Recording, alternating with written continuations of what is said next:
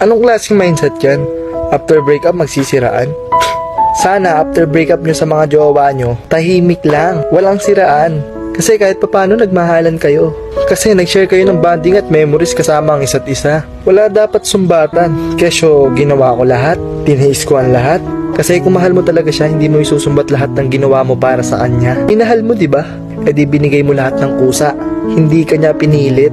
Magpasalamat ka pa nga kasi kahit papano natagpuan mo yung katulad niya. Kahit pinagtagpo lang kayo pero hindi tinadhana, hindi sapat na siraan mo siya sa iba. Kung iniwan ka niya, niloko ka niya, gawin mong lesson para sa'yo. Hindi yung para maagante, sisiraan mo sa ibang tao.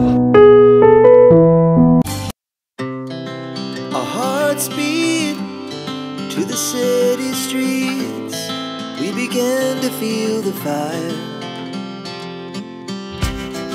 We rise like tall buildings as the chemicals, they take us higher.